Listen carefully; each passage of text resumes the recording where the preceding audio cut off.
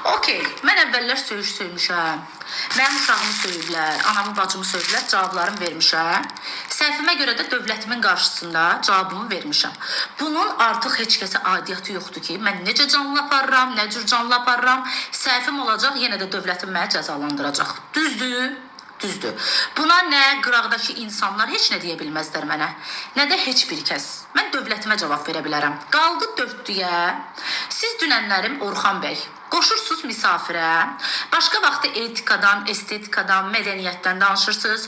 Canlınıza sirabi insanların, nümunəvi insanların qoşulmağından danışırsınız. Pis-pisik də, düzdür. Siz indi oturun mənə diqqətlə qulaq asın. Siz oturmuşsunuz orada. Yan otaqda mənim uşağıma tərbiyə verməyimlə danışırlar. Yan otaqda oturublar xarici ölkədə. Qulaqlar, arvadları, uşaqları eşidir söyüşləri. Bu söyüş tərbiyəsizlik deyil. Bu etikanı pozmaq deyil. Burada ailələr baxır, qazi ailələri baxır, şəhid ailələri baxır. Nə olsun ki bizi söyür? Biz söyəndə ayıbdır.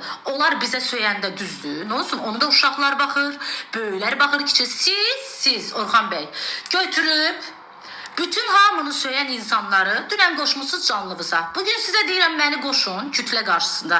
Hörmətsizlik eləmədim ki. Gəldim birinci qoşuldum sizin misafirinizə. Sizə dedim ki, məni qoşun misafirə. Mən sizə sadəcə misafirə qoşulub sözümü deyəcəkdim.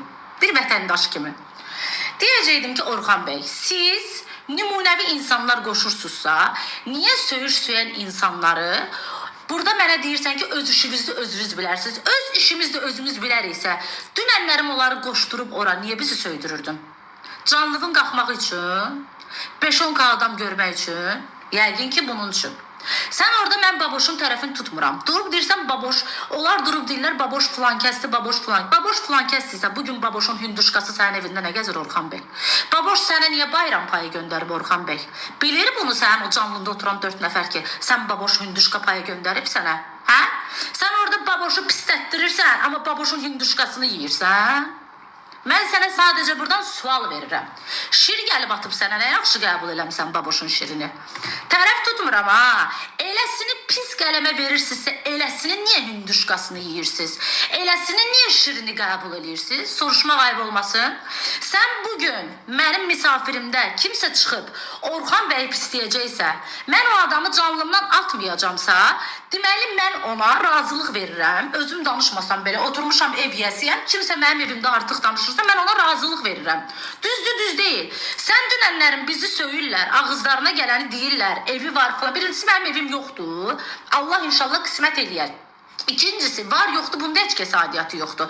Kimisə cibinə girməmişəm, kimisə məcbur hədiyyə attırmamışam, kimisə bu İraq olsun, artıq əsi hərəkət eləməmişəm, pozğunçuluğumu görməyiblər, əxlaqsızlığımı görməyiblər. Kimisə də məcbur eləməmişəm. Kim atıb mənə kömək edib, Allah razı olsun. Siz qoşursunuz ona, bizim haqqımızda artıq əsi danışırlar və siz durub baxırsınız. Bu da bir razılıq əlamətidir. Sənə oradan baboş bayram payı göndərir, sən durub onu söydürürsən canlında. Bizi söydürürsən canlında. Nə yaxşı bizim izləyicilərimiz gəlib sənin ekranını tıklatdıranda ucuz izləyicilər olmur. Sözün düzün deyəndə bizim izləyicilərimiz ucuz izləyicilər mi olur? İndi səhvimiz var deyə, haçansa canlıda söyüş söymüşük deyə. Siz elə hər dəfə bizi canlılarda qoşub söyməlisinizmi? Bu iki. Üçüncüsü, PK-larda 1 milyonla, 2 milyonla oturan yayıncılar var. Niyə onların adı çəkilmir, dörtlünün adı çəkilir?